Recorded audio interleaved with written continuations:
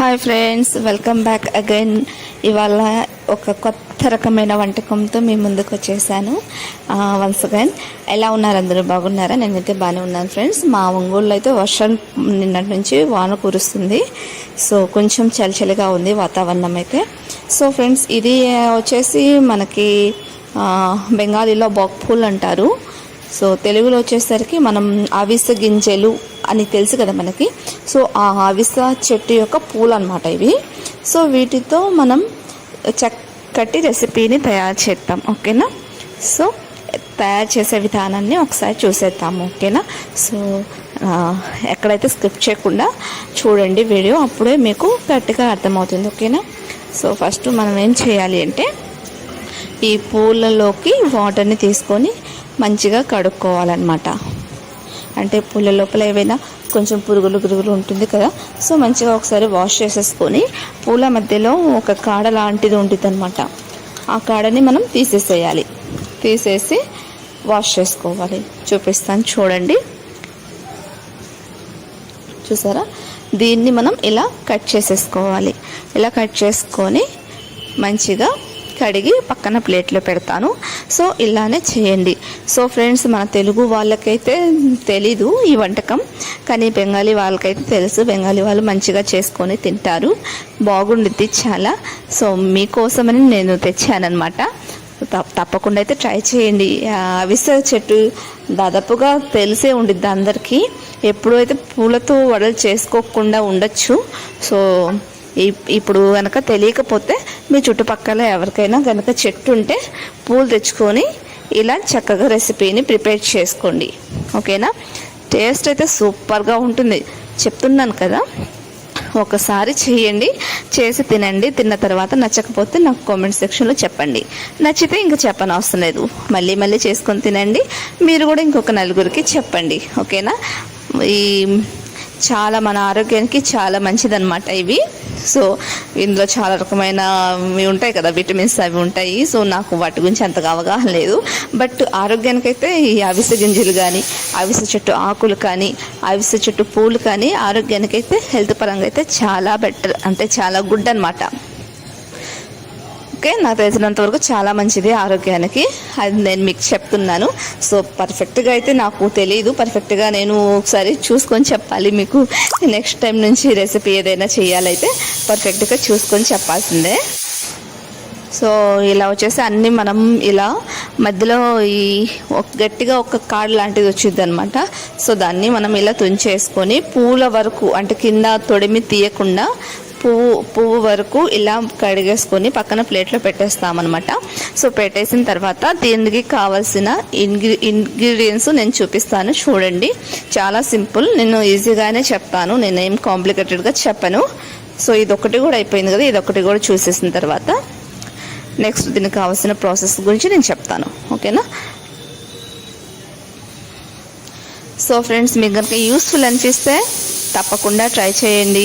మీ ఫ్రెండ్స్తో కానీ ఫ్యామిలీ మెంబర్స్తో కానీ నా వీడియోని అయితే షేర్ చేయండి. కొత్తగా చూస్తున్నట్లయితే ఒక లైక్ చేయండి.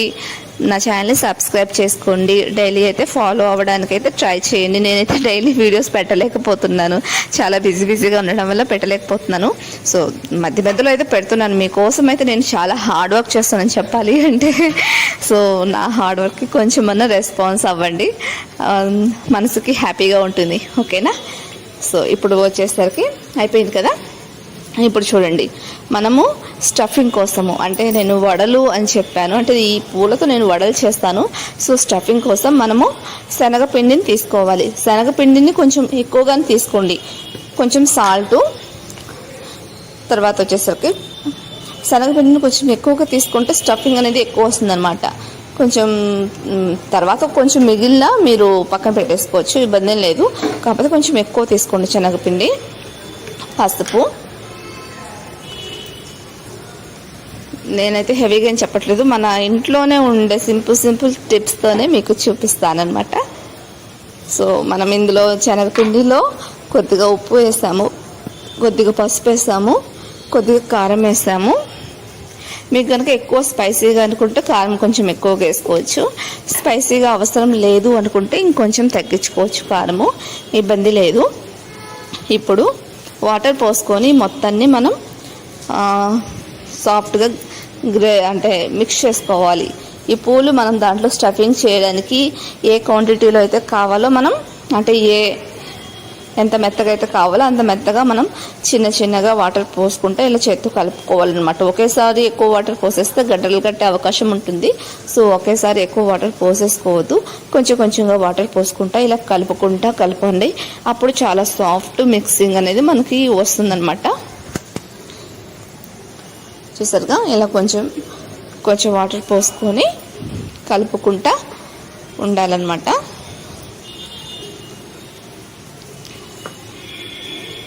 చిన్న ఉండల్లాగా ఉంది చూడండి ఫ్రెండ్స్. ఇవి వచ్చేసరికి ఇలా చేత్తో నలిపేసేయాలి, అప్పుడు ఉండలు లేకుండా సాఫ్ట్గా వస్తుంది పిండి.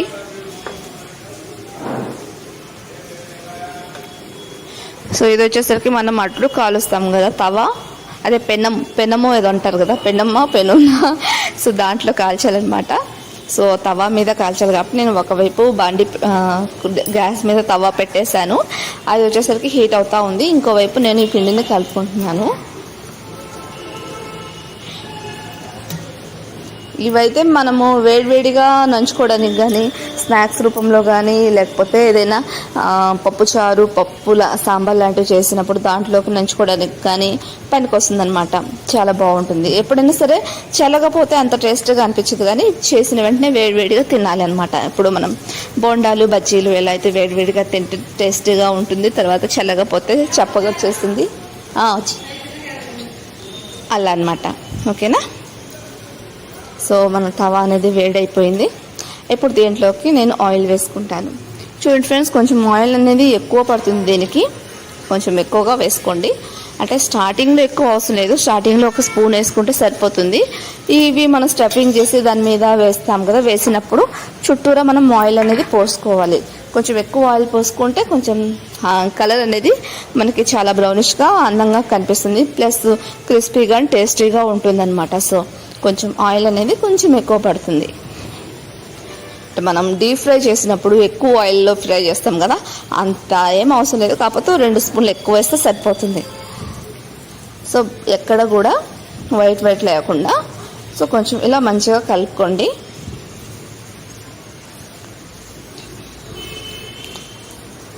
బాగా స్టఫింగ్ అనేది అంటే ఒకటి వేసేటప్పుడు కొంచెం కన్ఫ్యూజ్ అయ్యవచ్చు, ఒక 2-3 వేసేస్తే ఇంకా అలవాటు అయిపోయింది, ఎలా వేయాలనేది, ఎలా పట్టుకోవాలనేది. ఈ పూల యొక్క రెక్కలు అనేసరికి కొంచెం చాలా డెలికేటెడ్గా ఉంటుంది కాబట్టి మనకి కొంచెం ఇబ్బందిగా అనిపించచ్చు 1-2 పెట్టేటప్పుడు. కానీ ఒక రెండు పెట్టేసిన తర్వాత నుంచి మనకి ఒక ఐడియా వచ్చేస్తుంది అనమాట. అప్పుడు కంఫర్ట్గా ఉంటుంది, అప్పుడేమి ఇబ్బంది అనిపించదు, అప్పుడు చక్క పెట్టేసుకోవచ్చు.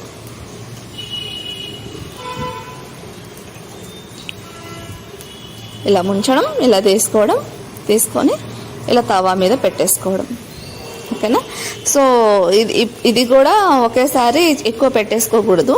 మన పెనం సైజుని బట్టి 3 కానీ 4 కానీ లేదంటే మ్యాక్సిమం 5 కానీ వేసుకుంటే సరిపోతుంది. దానికంటే ఎక్కువ వేసినా కొన్ని చోట్ల కాలుతుంది, కొన్ని చోట్ల సరిగా ఉడకదనమాట, కాలదనమాట. అందుకని ఒక 4 కానీ 5 కానీ వేసుకోండి, పెనం సైజుని బట్టి సరిపోతుంది. ఓకేనా? ఇప్పుడు దీన్ని ఒక 5 మినిట్స్ అలా ఉంచేసుకోవాలి. ఉంచేసుకొని చుట్టూరా మనం కాస్త ఆయిల్ పోయాలి. బాగా ఉడకాలన్నమాట. ఒక 2 మినిట్స్ అలా ఉంచేస్తే కొంచెం ఉడుకుతుంది కదా. ఉడికిన తర్వాత మనము చుట్టూరా ఇలా స్పూన్తో ఆయిల్ అనేది పోసుకోవాలన్నమాట. నేను చెప్పాను కదా, కొంచెం ఎక్కువ ఆయిల్ వేస్తే బాగుంటుంది తినడానికి. ఇప్పుడు నెమ్మదిగా, ఇది అతుక్కోదు కానీ మనం నెమ్మదిగా తిప్పుకోవాలి, మళ్ళీ ఇరిగిపోయే అవకాశం ఉంటుంది కాబట్టి కొంచెం గట్టిగా తిప్పితే మనం ఇలా నెమ్మదిగా తిప్పుకుంటే సరిపోతుంది. ఇలా 2 వైపులా మనం గోల్డెన్ కలర్ వచ్చే దాకా మనం ఇలా కాల్చుకోవాలన్నమాట. అంతే, మన సింపుల్ వడ రెసిపీ రెడీ అనమాట. సో చాలా ఈజీ. చూడండి, మళ్ళీ ఇంకొంచెం ఆయిల్ పోస్తున్నాను. చెప్పాను కదా, కొంచెం ఆయిల్ ఎక్కువ వేస్తే మనకి క్రిస్పీగా అనిపిస్తుంది. చూసండి ఫ్రెండ్స్, దగ్గర నుంచి చూడండి, ఇలా వస్తుందన్నమాట. బాగుంది కదా, చాలా చూడడానికి అయితే చాలా బాగుంది కదా. నాకైతే లెగ్ పీస్ గుర్తుకు వస్తున్నాయి ఇవి చూస్తుంటే, అదే షేప్లో ఉన్నాయి. సో చూడండి, ఇలా నేను చేసేసుకున్నాను ఆ పూలతో చాలా మొత్తం వడలు చేసేసుకున్నాను. ఇంకెందుకు ఆలస్యం, మీరు కూడా ఇలా చేసేసుకొని తినేసేయండి. నాకైతే నోరూరిపోతుంది. నేనైతే ఇప్పుడు ఒకటి తింటాను, ఇంకా ఇవాళ వచ్చేసరికి పప్పు చేశాను, పప్పులోకి నంచుకొని తింటాను అనమాట. ఓకే ఫ్రెండ్స్, మీకు నచ్చినట్లయితే లైక్ చేయండి.